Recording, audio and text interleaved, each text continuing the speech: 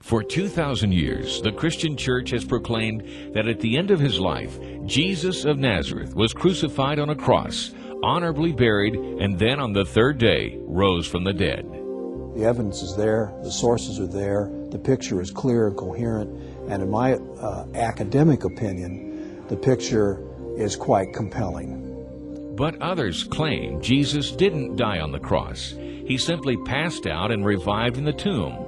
Some modern scholars claim Jesus' body was taken off the cross, thrown on a garbage heap, and devoured by wild dogs.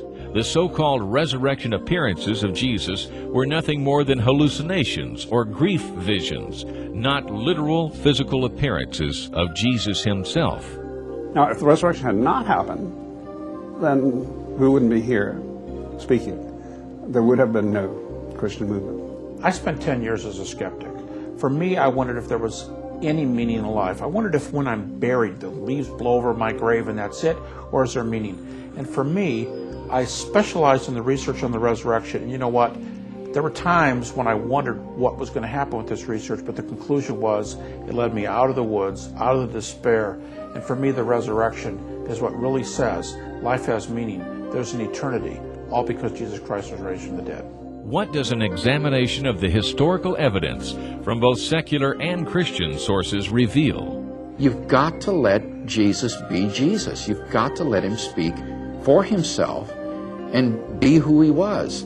Otherwise, you are simply imposing your ideology, your politically correct Jesus, on the Jesus of history, and you will be apt to come up with a Jesus who looks just like you. What difference does it make in your life if the evidence does lead to the conclusion that Jesus actually rose from the dead? If Jesus is who he claims to be, then there is an accountability that we all have to Jesus. And that's uncomfortable to confront. We invite you to join us for this special edition of the John Ankerberg Show and hear world-class historians, theologians, and archaeologists address these issues. Welcome. We're examining the life of Jesus. Did he ever identify himself as the Son of God? Did he ever teach that he would die on the cross for the sins of the world?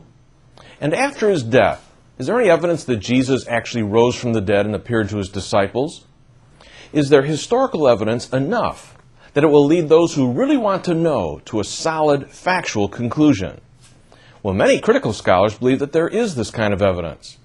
In the past few weeks, we've listed 12 historical facts that are accepted by almost all critical scholars today concerning Jesus' life. And the fifth fact in this list is a surprising one. It's this: the disciples had experiences which they believed were appearances of the risen Jesus to them. Now, I asked historian Dr. Gary Habermas, what is the evidence for this fact?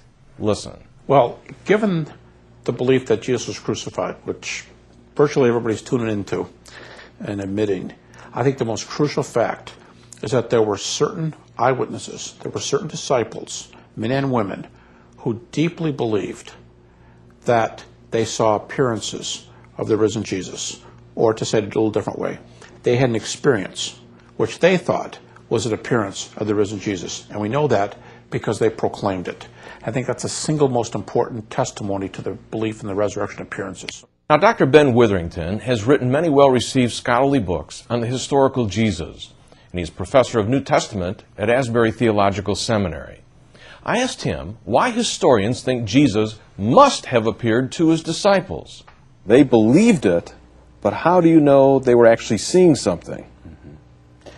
Well, in terms of the psychological profile of the disciples, if we believe that it is true that they denied, deserted, and betrayed Jesus, that they had given him up for lost when he died on the cross, psychologically, something significant had to have happened to change all of their minds about this particular issue after the crucifixion of Jesus. Because remember, no early Jews were looking for a crucified Messiah. That would be, if you wanted to scotch the rumor that Jesus was Messiah, get him crucified, that would prove that he was cursed, not blessed by God, not the anointed one of God.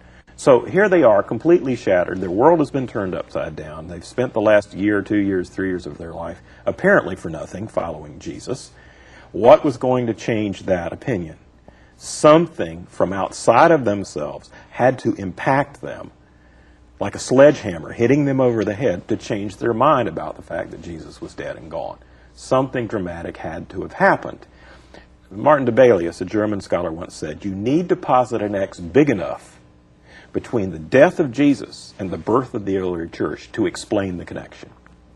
If you don't posit an X big enough, then you haven't explained the historical connection." Now, next we want to ask, is there any testimony from secular, non-Christian writers indicating that they knew Jesus' disciples believed he had appeared to them? The answer is yes, and Dr. Gary Habermas explains. We've got a source like Phlegon that tells us that besides the darkness that surrounded the earth at the cross, he says Jesus appeared later and he showed the disciples his wounds, his body. And again, we're not told if they touched him, but he showed himself to the disciples after his resurrection.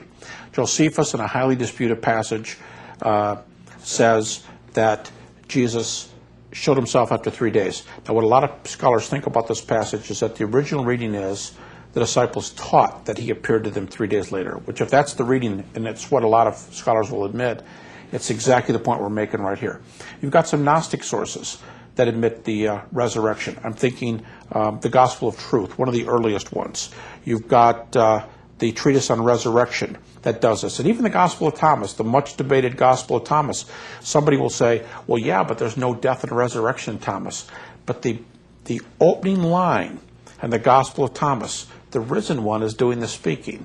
And so the living one is doing the speaking. And so it's often said that the whole perspective of Thomas is from the resurrected Jesus. You have two historians, Tacitus and Suetonius, both well-respected Roman historians who don't teach a resurrection, but they say, funny thing, after this guy died, this mischievous superstition broke out anew. And so you have to say, what's the basis for this mischievous teaching, being spread around the Mediterranean? So you've got a couple hints there from two historians, a couple direct comments from Phlegon and probably Josephus. You've got some Gnostic Gospels. That's a fair amount from outside the New Testament itself. Now, in addition to all of this, what evidence from Christian writers indicates that Jesus appeared to different people after his death? Philosopher Dr. William Lane Craig cites the historical information in Paul's letters to the church at Corinth as being responsible for persuading the majority of critical scholars today that the early disciples, groups, and individuals did in fact experience appearances of the risen Jesus. Listen.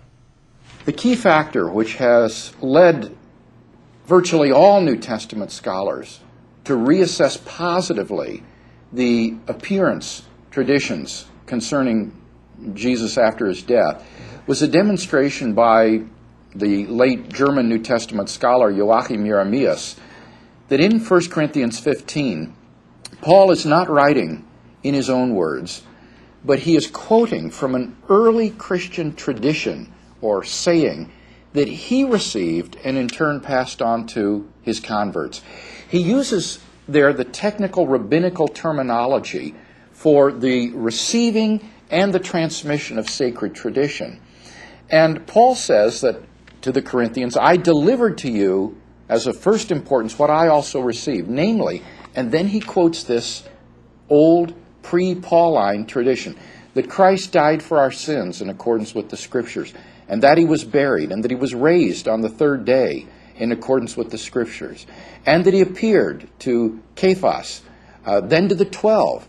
Then he appeared to more than 500 brethren at one time, most of whom are still alive, though some have fallen asleep. Then he appeared to James, then to all the apostles. And last of all, Paul says, as to one untimely born, he appeared also to me.